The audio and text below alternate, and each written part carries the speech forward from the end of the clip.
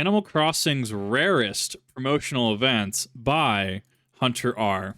From online sweepstakes to limited real-world events, the Animal Crossing series has held some bizarre, yet very interesting, promotional events. Today, we take a closer look at some of these events and how they gave way to some of the rarest and extremely expensive items in Nintendo's history. Ooh! Wow. What a banger intro. It's minimalistic, it's on theme, it's aesthetic. I like it, 10 out of 10. Starting with the first generation games, let's talk about the Animal Crossing Pioneer program. About a month before the game's official English release, Nintendo of America announced a promotional contest where 125 teams of 2 would be selected to receive advanced early copies of Animal Crossing. This contest was actually an English writing assignment, and you had to team up with a buddy and both submit a written response on why you deserve to play the game early and be an Animal Crossing pioneer. Okay, can you imagine though? I want to just like stress this. Can you imagine if Call of Duty was like, hey, we need you to write us a paper. We'll let 500 people play the game early, pre-beta.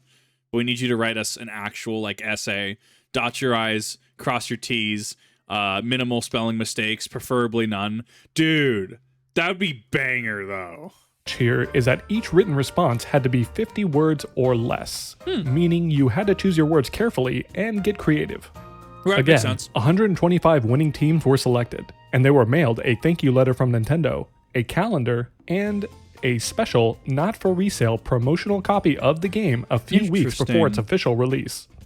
The idea behind this contest was that winners would play the game early with their friends and spread buzz about the game online. Winners of this Pioneer program were also given special passwords to enter an exclusive online forum where they could discuss the game amongst other pioneers. This was all pretty cool, and a few pioneers from that time have come forward to share their experience. Dude, I would sign an NDA so quick on this though. Like 100%. Like, it'd have to be a game that I'm super passionate about, right?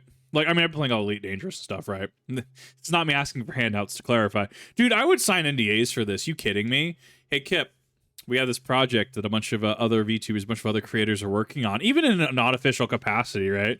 I was actually looking, you know how we have like randomizer mods and like content for, say, like Pokemon XD Gale of Darkness, Pokemon Emerald, Too Many Types and stuff like that? But we have like not a lot of Animal Crossing content in that same vein. I feel Animal Crossing, especially the older ones like the GameCube one, are like, even Wild World to a degree, are like ripe for modding. I don't know how difficult the code is to get into and actually mess around with though. That's outside of my pay grade. But like projects like this and stuff like that greatly interest me. That's wild. This is consumer centric Nintendo. If you're curious on what a winning submission looked like for this contest, pioneer Joshua Sloan shared their submission online in 2007. Given that responses had to be 50 words or less, Josh and his friend Alex got creative and wrote in their responses in the form of a haiku. Josh's response reads, 24/7, 365, or 6 per year, Animal Crossing. If can't pioneer, Mario would stay in cube, legs would atrophy. And his teammate Alex's response reads, night and day system. It sounds promising to me, acting as if real. And when connected to my small Game Boy Advance, possibilities. I love that. That's so... That is amazing. Chef's kiss, 10 out of 10. Oh my god. Very eloquent words indeed, and such creativity led to them being selected as a pioneer winner. Anyways, I mentioned that winners of this contest received a special promotional copy of the game ahead of its official launch.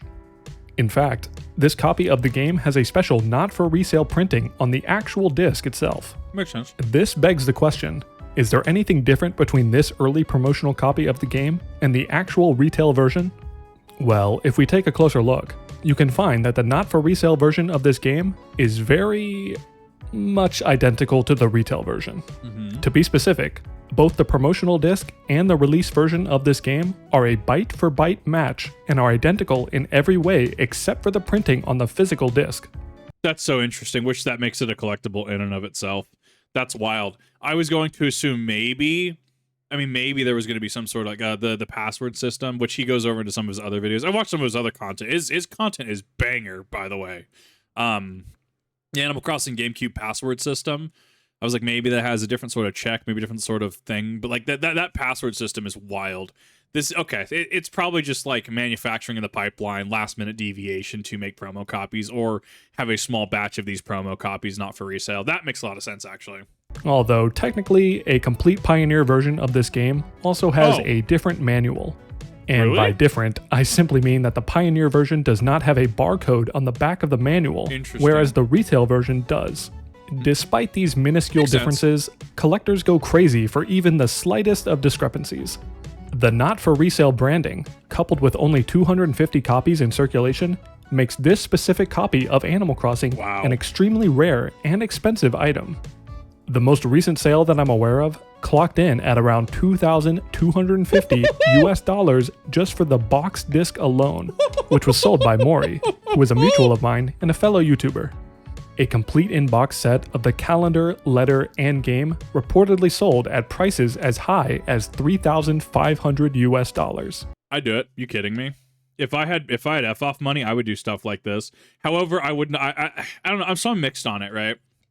Because I've been going around to some retro game shops and stuff.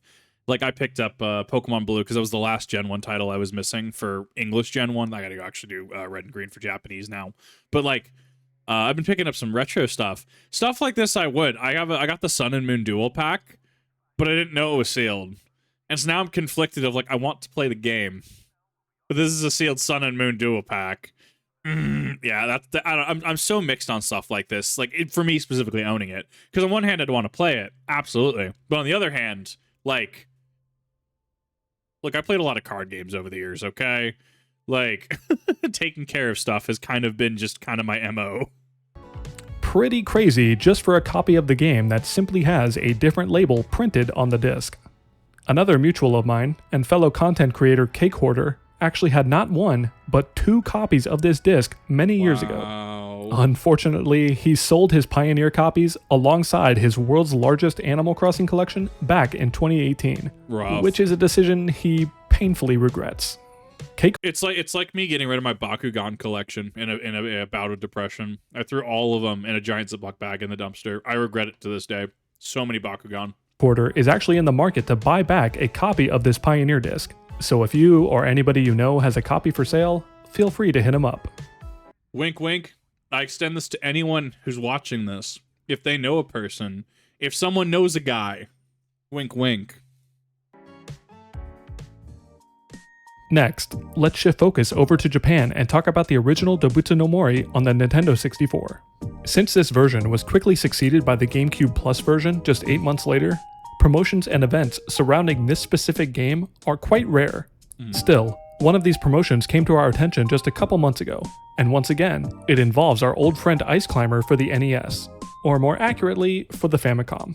For those who don't know, all first-generation games of Animal Crossing include NES or Famicom emulation to some extent, where you can interact with furniture items to play full emulated versions of various games.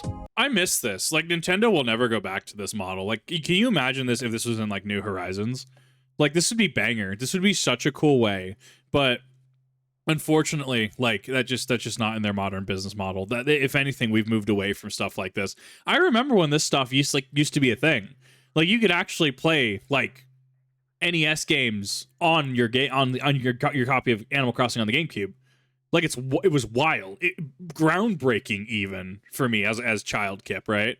But like, I don't see it ever happening again. Not when you can't even buy a modern version of Majora's Mask or Ocarina of Time. You can buy the 3D versions, but if you want to play it on the Switch, do you know what you do? In the official capacity, you have to subscribe to Nintendo Switch Online, specifically with the 64 expansion, and then you may stream them. You do not own them. Oh, I think it might be... I think it's installed locally, but it checks for an active subscription. And if you are too many days offline, I think it locks you out, that kind of thing, like Diablo 2 on Blizzard, like Battle.net. But like, I miss this, dude. I miss this. This was an era. I've talked about this feature extensively with the GameCube releases, but this feature was still present on the N64 original. However, while the GameCube releases have 19 NES games, Dobutsu no Mori only has 7 Famicom games. Interesting. Still, fans of this channel may recall me talking about the blank NES item that actually searches your memory card for ROM data and allows you to play most NES games in Animal Crossing so long as you can inject it onto your memory card. Good video, by the way. Wink, wink. Definitely have watched that video. Honestly, really good video. He make like, this is just, it's formatted in a way that's easy to follow and understand, and it's so cool to go back in time to Animal Crossing on the GameCube. The original N64 game has an equivalent blank Famicom disk system item that also searches for ROM data. No way. But of course, the N64 did not have a traditional slot for a memory card.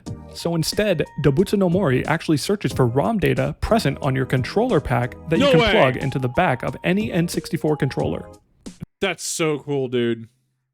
I was wondering what these peripherals could do. That's so cool. I miss this. Like, you have to remember, Nintendo's always kind of had like these weird like first party peripherals.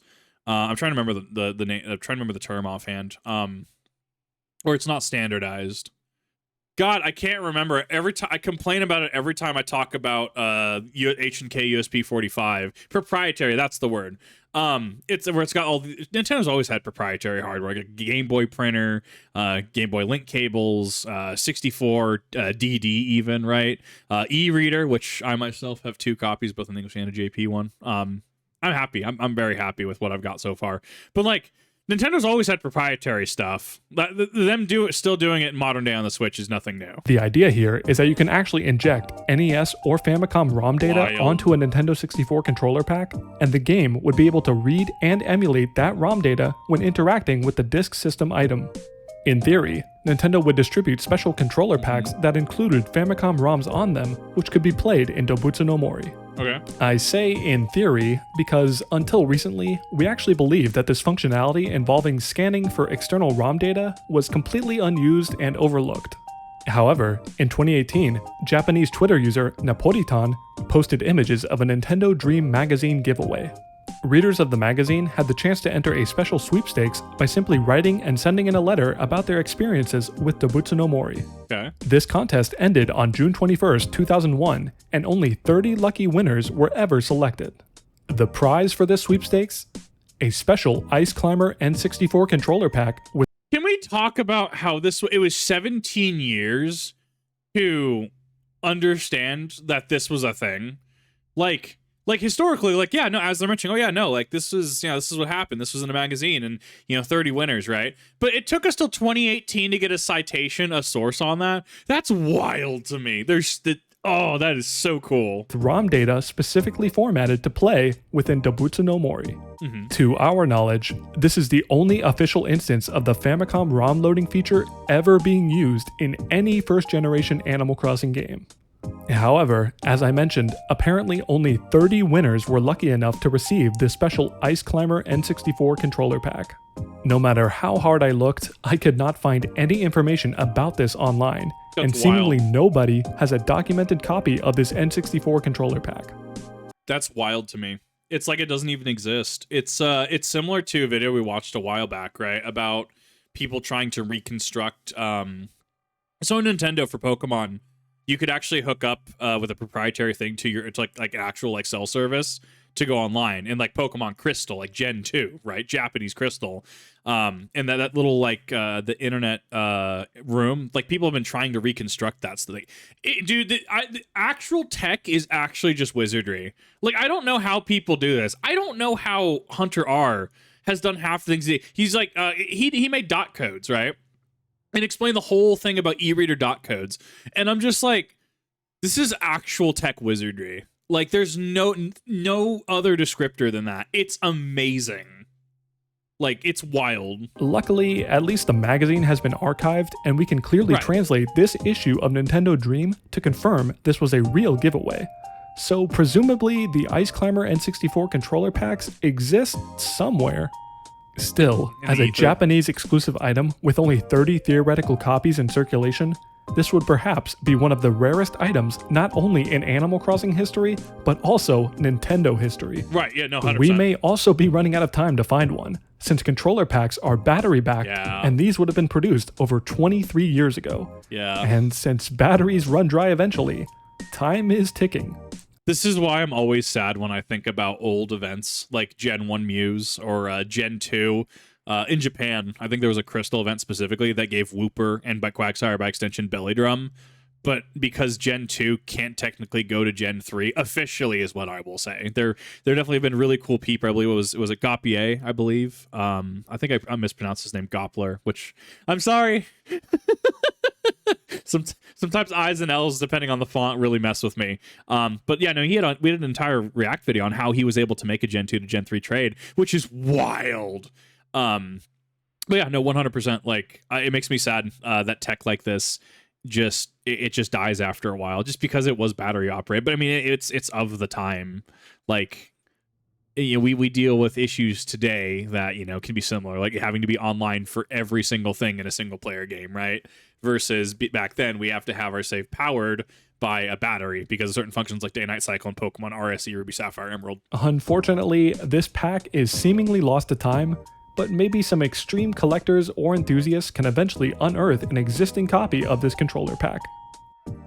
Yeah, it's possible. One last rare distribution that I barely hear anybody talk about was related to Wild World and the Animal Crossing movie. Yeah, there was an Animal Crossing movie, if you didn't know. I haven't watched it, but apparently it was actually, I think it was pretty good, right? I don't know. Like, I don't think it was a banger, but I heard it was pretty good.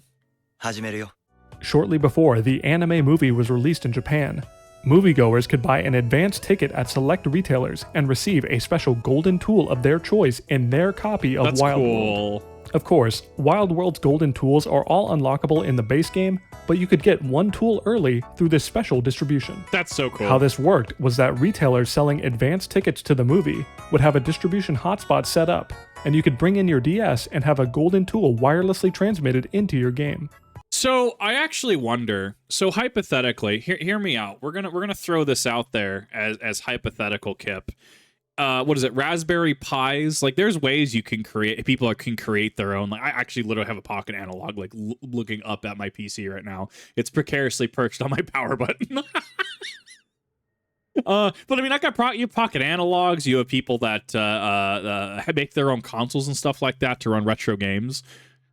I say retro. I think Fire Red released last year. Okay, I don't know what year it is anymore. Is it 2018? No, it's 2024. Anyways. Like, I wonder if this is patented, though, especially because patent suits have come into the limelight with recent, as of this video, Pokemon and Nintendo versus Pocket Pair, Power World, right? And patents, which, I mean, look, I've been against video game patents since, like, Shadow of War, Shadow of Mordor pulled that with the Nemesis system. It definitely stifles creativity, but we're not here to necessarily argue that. I wonder if stuff like this, if you were to make a little handheld console, like just your own, like maybe use Linux or something on it, I don't know, something open source, and you were to make a little game console doing this to play, I don't know, legally distinct creature battle game or legally distinct villager game, if something like this you could do, because this is something that interests me. I don't even know where to begin to look into doing something like that, but it interests me as a project like that. Someone that grew up playing, Yu-Gi-Oh, Animal Crossing, Pokemon, and wanting to take your GameCube on the go, which isn't exactly possible, right? And that's when we got things like Wild World. We got, DS entries and stuff like that for Pokemon, right? Stuff like that was super cool, and being able to wirelessly connect with each other, not using bulky link cables. I miss the link cables, but god damn, they're bulky. And then just being able to download software and stuff and exchange software between not only each other but distribution carts and stuff like that. I wonder if that is patented, but I also wonder if carts are patented, and if carts would be more expensive or less expensive than discs. I don't know. All this really interests me. But there's a lot of legal that I look at and go, I don't think this would ever pass a legal check. I don't think I could ever actually pull it off. This made a special letter in a bottle wash up on your beach with the tool attached as a present, which is pretty cool. That's cool. I could only find one image of this letter online, and when translated, it reads, I present you with a special gold watering can as a gift. Use it to water wilted black roses. I'll be waiting for you at the movies. So cool. From the director. Presumably, a letter exists for each of the golden tools that reference each of their unique abilities, like how this letter references how to obtain golden roses with the gold watering can. As another Japan exclusive, and given how limited this promotional event was, having a copy of one of these letters in your game is pretty rare, and the distributed data related to them is lost to time. That's wild.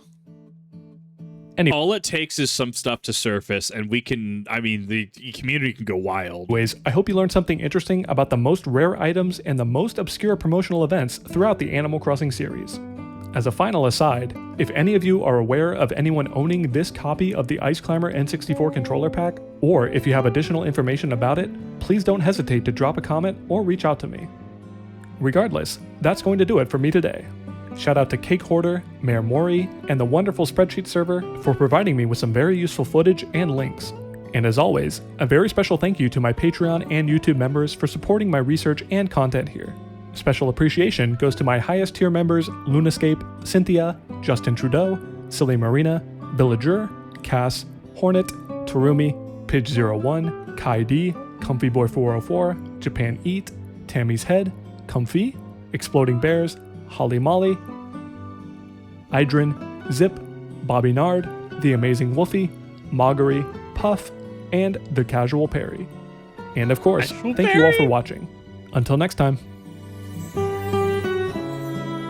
So I really liked this. I liked the way this was set up. I liked the way this was structured. It had some, I'm going to word it as minimalistic but effective edits, and that is absolutely 100% something that I look at like this and just absolutely adore.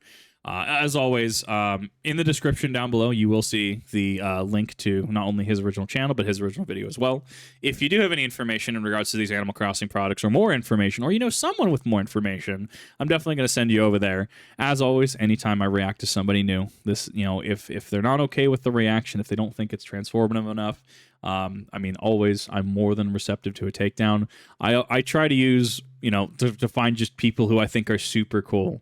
And want to use my little spot on the internet to say, hey, person's pretty cool. They're doing some really cool stuff. But thank you, everyone, for coming out. I really do appreciate it. Let me know what your thoughts are. Let me know if you think that New Horizons could have benefited greatly with some of these features. Let me know if you knew these things going in. Let me know if you experienced one of these things, especially the golden watering can. Maybe you were in Japan at the time. Maybe you were, you know, living in Japan as a child, something like that. I'm very, very curious as to what people think. And definitely go ahead and check out Hunter R. Absolutely awesome individual. Watched a lot of their videos. See you in the next one.